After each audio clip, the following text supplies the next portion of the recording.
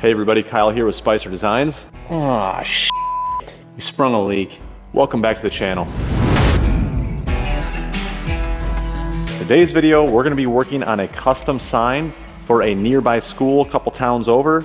I am building a large sign for the girls' locker room for the girls' basketball team. So I came up with the design using Canva, which is some software or an app that I use to make all my thumbnails for the videos. Well, I also use those to design some of my custom metalwork, and then I'll go ahead and take that and enter it into Fusion 360 as a canvas, and then I can build my sketch off of that. Now, as most of you know, I'm still getting set up here in the new shop. I don't have a gimbal crane or a gantry crane or any kind of overhead crane. I'm going to use the Kimron and lift these sheets up that way. Sure is better than manhandling it and hurting myself, even though everyone likes to see that. Now I just picked up these sheets of 14 gauge hot rolled mild steel. I picked up 3 sheets, 4x8, and they were $136 a sheet. Keep in mind, prices vary, but this is what it cost me in Indiana.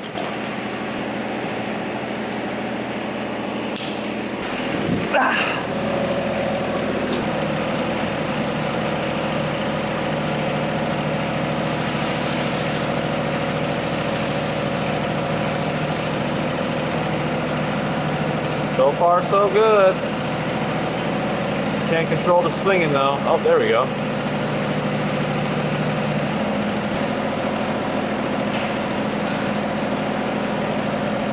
All right, here is the sign, Lady Lions. This sign is just under 6 foot wide from end to end, and the diameter of that circle for the basketball is 32 inches, which is roughly the largest diameter I can go on the Crossfire Pro plasma table.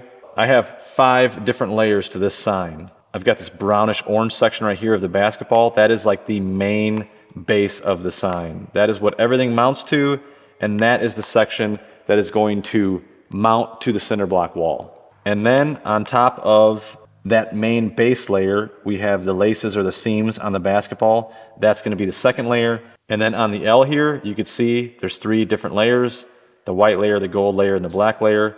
If I zoom in and rotate it, you can kind of see the 3 different layers a little bit better right there.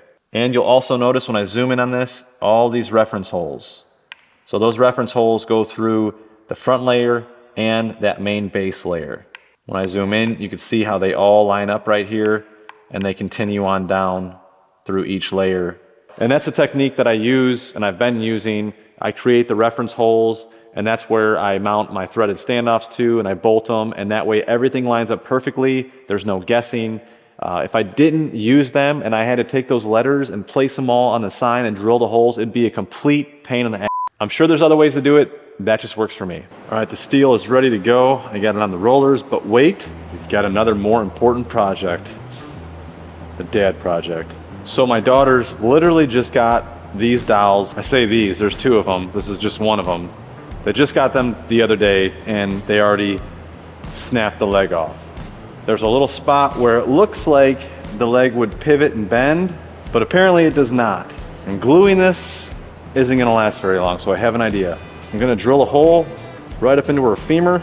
I'm gonna drill another hole right here into the kneecap, and I'm going to use this 1/8 inch piece of round stock to basically slide in there and make her leg strong again. Just like they do in real life. I mean, I'm basically a surgeon, so if you need any surgeries, I can do them here in the shop at a discounted price, but I do not offer any kind of warranties or any guarantees that you'll survive. We're in. I'm gonna drill into my own freaking hand.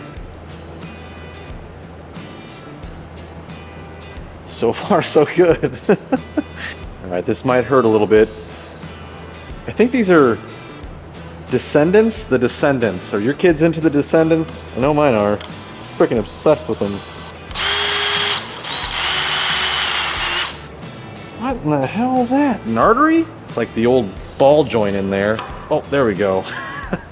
There you have it. I was a little off on my measurement, but I think that this will do just fine.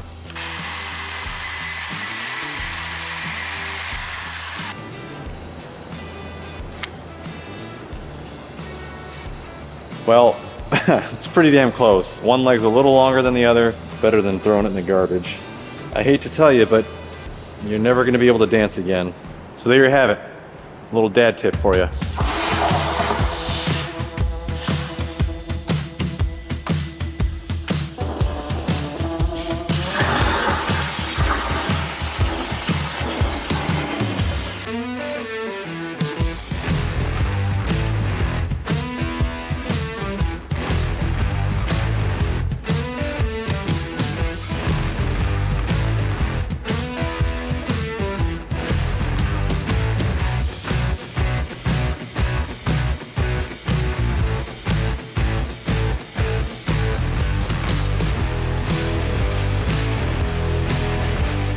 All right, I have everything kind of laid out. Everything is cleaned up. I got all the dross knocked off, cleaned up all the edges, all that good stuff. I have had quite a few comments about what I use to clean the dross and different methods to doing so. But most of the time, all I use is this Milwaukee 2-inch die grinder. This thing is freaking amazing. It's one of the best tools that I've purchased for doing this metal work. Highly recommend it. And I get these little 2-inch flapper discs for them. I buy these on Amazon as well. They're way, way, way cheaper on Amazon. I buy them somewhat in bulk, and I'll have links for that as well. Now, I may have made a mistake on this one, a little bit of an oversight. I typically like to cut all of my metal signs like this out of 14 gauge mild steel. Most of the places that you'll see, like on Facebook or some of these online stores where they sell the customized metal signs or monograms, they're typically 16 gauge, some even 18 gauge. I like them a little bit thicker because it makes it a lot easier to weld on them as well. And most of my signs I do in multiple layers where I'm welding on standoffs. That's the reasoning behind it. But back to my oversight, all of these different layers, it's gonna be kind of heavy. So these are the spacers that I like to use. They have a 1/4 inch outer diameter and they are an 832 thread. And these are 1/2 inch long. I can get them in different lengths. And then I have some, I think these are 7/16 832s. This is my go-to combination right here. Now, along with the threaded standoffs, I also make my own standoffs. These are what I actually mount the sign to the wall with. And I actually have to cut some more of these for this sign. I'm gonna be using 1/2 inch standoffs and 1 inch standoffs to mount this thing to that cinder block wall.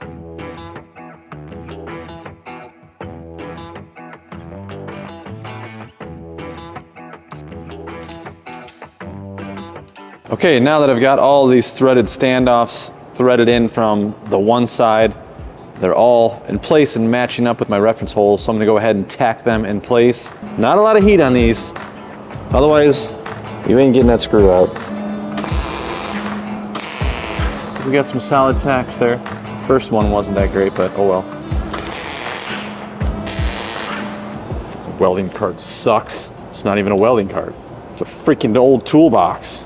All right, I have all the standoffs welded on, and I have the holes filled on the front side. I ground them down using the Milwaukee die grinder, and then I also use a palm sander to smooth them out even more. No matter what you do between the grinding and the palm sander, you're not gonna get these perfect. So if you paint them, you're gonna see the defects in that surface. So you just gotta throw a thick coat of primer on there and keep sanding it until you get it smooth again. Kinda sucks. So anyways, these are ready for primer. I'm gonna go ahead and set these aside. We're gonna move on to the next part of this build. Now, unfortunately, these videos aren't all that entertaining, kind of boring. All the filming is pretty much done in one corner of my shop, but who gives a shit? The next step, I haven't done this method before, so I'm curious how it's gonna all work out. I think it's gonna work out pretty good. What I did was I have 3 layers here. This is the main part of the logo, the L. Okay, so we have our base layer, the middle, and the top. All 3 of these layers have matching reference holes. They all line up perfectly so that when I put this thing together, everything's in line. What I did was on the middle layer, I took these 832 and I sandwiched them on with a couple of nuts right in between steel here. And what I did was I left a couple of threads sticking out up past that nut. And the reason I did that was so that I could set the top piece on top of there. Then what I'm gonna do is fill these reference holes on this top layer, which will then weld that stud to this top layer only. Then I can pull those nuts off and I'll have the top layer with the studs attached to it. And by doing that with the stud, it will then allow me to use a plastic poly spacer where I could just slide the poly spacers in between the different layers, and that's how I'll get that layered effect versus the threaded spacers where I have to weld them on.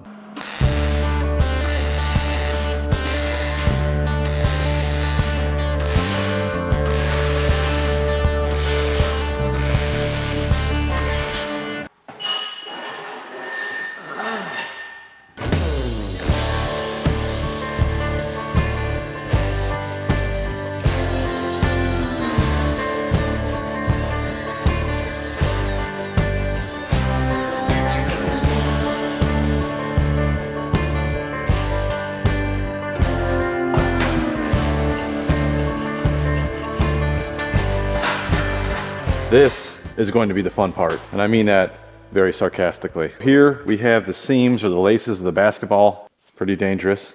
I like danger. And then we have the main base plate of this entire build. This is like the frame of this thing. Everything is going to bolt to it. Everything's going to attach to it. This is what's physically going to hang on the wall. And you can see all of these holes on this thing. It looks like Swiss cheese. There's just holes everywhere.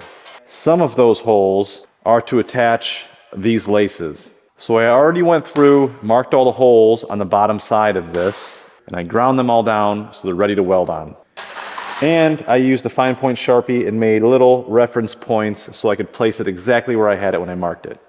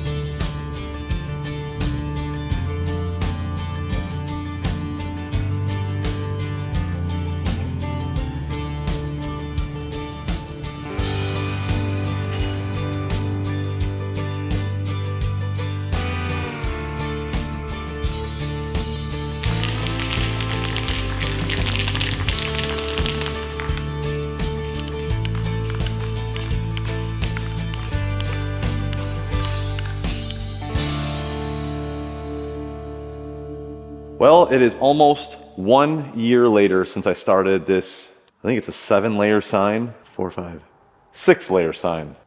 I don't know. Almost a year later, the reason I stopped was because I was having a lot of issues with the paint job. Now, this one thing that I tell people is I'm not a paint shop. I do the metal fab work. To fabricate this sign, damn near do it in a day. But the paint job, it's the worst. I'm not set up for it, so all I'm doing is using aerosol cans, trying to do the best that I can. And what I was having was issues with the paint wrinkling. I was using primer, everything was cleaned and prepped. I'd put the final color on there, and 10 minutes later, it would start wrinkling. Talk about a nightmare. Basically, I had to strip all the paint off of everything, repaint everything. And what I have learned is to stay away from high gloss spray paint or any kind of gloss spray paint.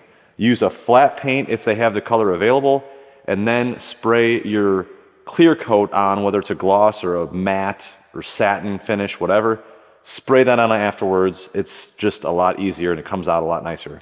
Now the plan today is to get all of this assembled so I can get it to the school and get this thing installed. Again, this is just a donation on behalf of Spicer Designs, but I want to install some LED lighting onto this thing.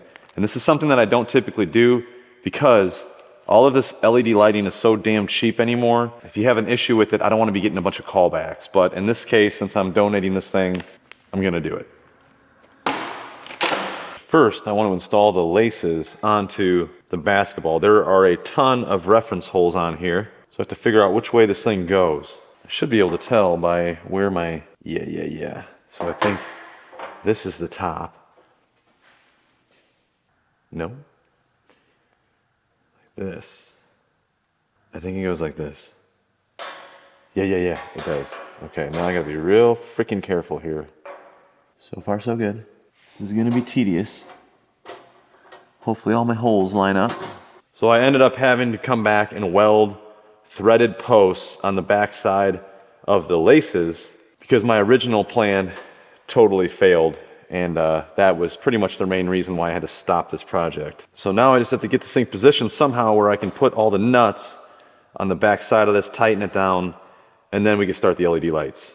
All right, the laces are all snug down. I used some blue Loctite on those things just so the laces don't fall off and impale one of the girls in the head. That would be bad. All right, now I'm gonna use one of my Adams Polishes buffing towels. These things are freaking amazing, I promise you. They're the best buffing towel you'll ever use. I'm not sponsored by Adams Polishes, but I will leave links in the description. Anyways, I'm gonna start throwing this on here. I'm not gonna bore you with all those details, but I will show it to you before I go to the next step here.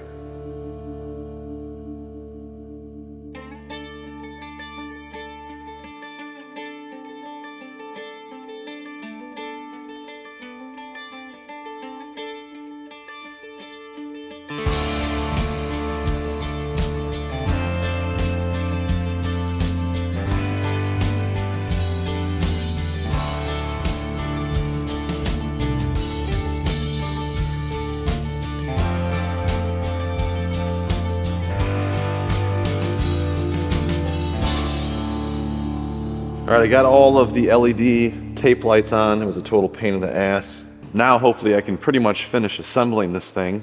So I've got lights on 2 of the L layers and all the way around the circumference of the main base here, the basketball. I should be able to put the L on. Now for the tricky part. This thing is gonna be freaking heavy. This is all 14 gauge mild steel, and there's a lot of it.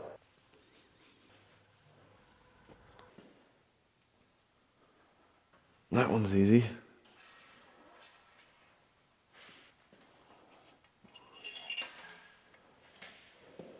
Oh, shit.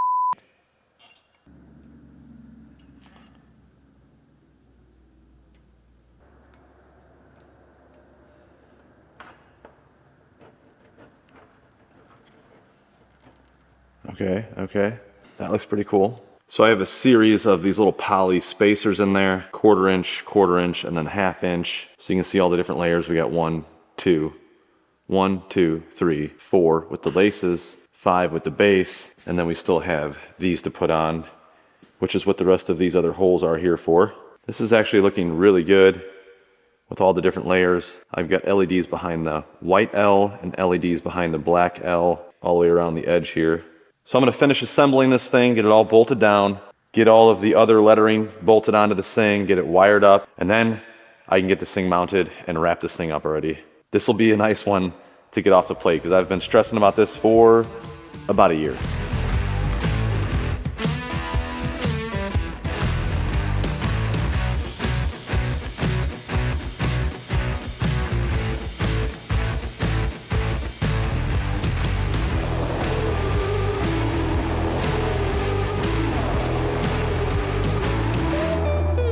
All right, everything is now assembled.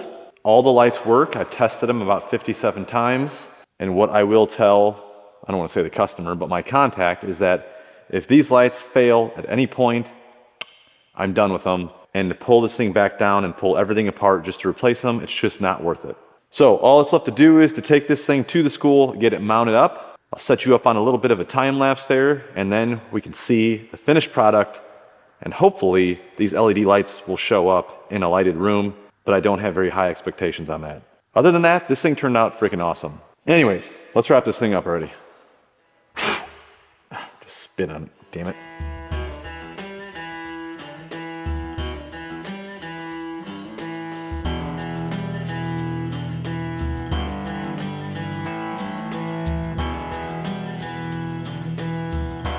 Come on, get in. Yes!